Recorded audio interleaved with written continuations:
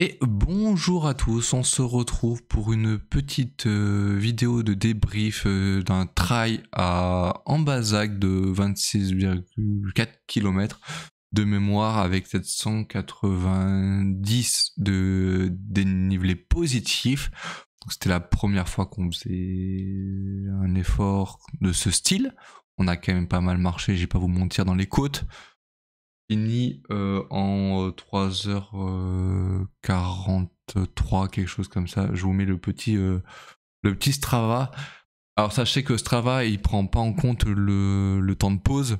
Donc j'ai pris 4 minutes de pause à un moment donné pour faire mes changements de ravitaillement, là, les pommes-potes, celles qui étaient dans le sac, les mettre devant et remettre une batterie dans la GoPro puisque j'enregistre le parcours pour ma Piari. En même temps, petite photo toutes les 5 secondes, ça fait des souvenirs et ça permet de vous les mettre sur le parcours, vous allez voir en 3D, tout en évitant de sortir le téléphone tous les 4 matins. J'en profite pour vous montrer le profil de la course. Voilà, donc concrètement, c'est pas plat. C'est pas non plus les Pyrénées ni les Alpes, mais des bonnes grosses côtes et pas mal de relances à faire concrètement. Et quand on débute, c'est compliqué. À savoir que ce parcours visiblement a été fini par des personnes en 2 heures, un tout petit peu plus de 2 heures, peut-être 2h05. Je sais pas comment ils font, peut-être qu'un jour on y arrivera. En tout cas, on en est loin. Sans plus attendre, je vous lance la petite vidéo du parcours pour que la vidéo dure pas justement trop longtemps. On est parti. Ça, le départ est à Ambazac au Petit Muret. Vous avez 4 parcours de trail. 1, 2, 3, 4. Le 1 il fait 5 km. Le 2 il fait 11. Le 3 18 et quelques. Et le 4, celui qu'on a fait donc aujourd'hui, c'est le plus grand, 26,4.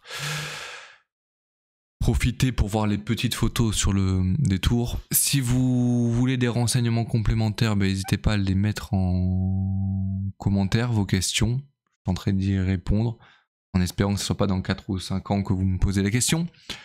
Sachez que donc ça monte pas mal. Si vous décidez de la faire en mode randonnée, c'est également possible. Prévoyez quand même un peu plus de 5 heures selon votre rythme de marche. Je dis ça si vous marchez généralement entre 5 et 5 km/h. Prévoyez voilà, une bonne demi-journée, voire journée selon votre organisation si vous aimez faire des pique-niques. À savoir que justement là, je vais revenir un tout petit peu en arrière. Là, y arrivé. Ici, il y a un petit banc pour pique-niquer si vous avez besoin. Autant vous dire que pour le moment, vous êtes au départ. Pas forcément le meilleur moment pour se poser. Sauf si vous faites le petit déjeuner au lever de soleil. Et ça, c'est top. Puis ça vous allège les sacs avant de vous taper toutes les grandes côtes. Donc ça peut être une bonne solution. Là, on redescend tranquillement. Il y a un tout petit peu de route par petits passages, notamment là. Pas long. On passe dans quelques villages également. Vous n'allez pas voir grand monde, surtout s'il fait pas très beau. En été, c'est quand même pas mal ombragé, même si ils ont déboisé. Alors là, j'ai pas compris, il y a tout un flanc qui a été déboisé. Et donc, je vais vous montrer où c'est. Il y a une partie du chemin où il faut enjamber les troncs d'arbres. Et quand je dis troncs d'arbres, il y a peut-être 50 mètres à enjamber. C'est pas si long que ça, mais il faut faire confiance à la trace de votre téléphone ou de votre montre, puisque du coup le balisage disparu. À partir de là, ça monte. On est dans la deuxième côte. Vous voyez, tout le flanc là a été déforesté, donc on a une grande vision, mais c'est limite. Et c'est là. Ici, déforesté, le chemin un peu chaotique. Avant la redescente complète, puis la remontée à nouveau. En fait, c'est ça, ce circuit de trail, il vous fait monter, descendre, 2 fois de manière très prononcée, et après ce sont des petites relances. Je présume qu'il y en a qui sont capables de le courir tout le temps. Parce que pour faire 2 heures, je vois que ça, c'est très très loin de mon niveau actuel. Le but était de faire moins de 4 heures. Finalement, on a fait moins de 3h45. On est plutôt pas mal. Une première fois sur un parcours de plus de 25. Sinon, pas grand chose à dire de plus. Je vous laisse profiter du parcours. Même si là, je vais pas vous mentir, à la petite pause, vous avez des tables, si besoin. Alors vous pouvez pique-niquer là. On est plutôt à la moitié du parcours. Il y a des tables là.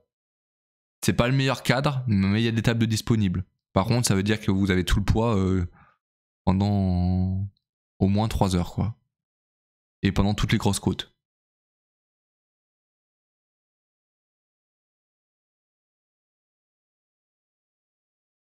Globalement, la rando est quand même bien. Rando trail. Comme vous voulez. Je vous ai pas précisé, le balisage, du coup, c'est pas du tout jaune. C'est pas du tout rouge et jaune non plus.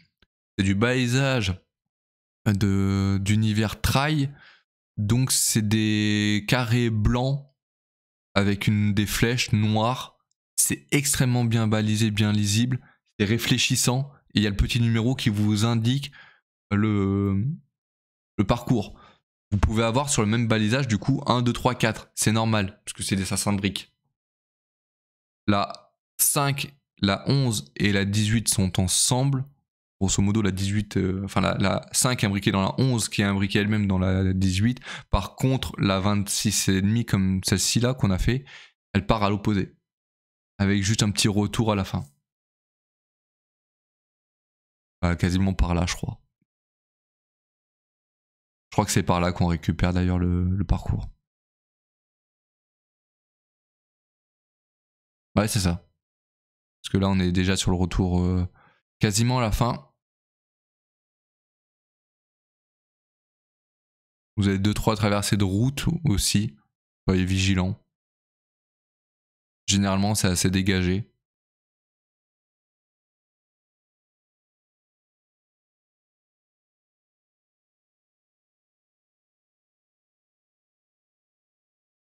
Et là, on arrive donc à la fin. Retour au petit muret. On retrouve notre petite retenue. Enfin, je veux dire retenue, non. Étendue d'eau, là, mais vraiment toute petite.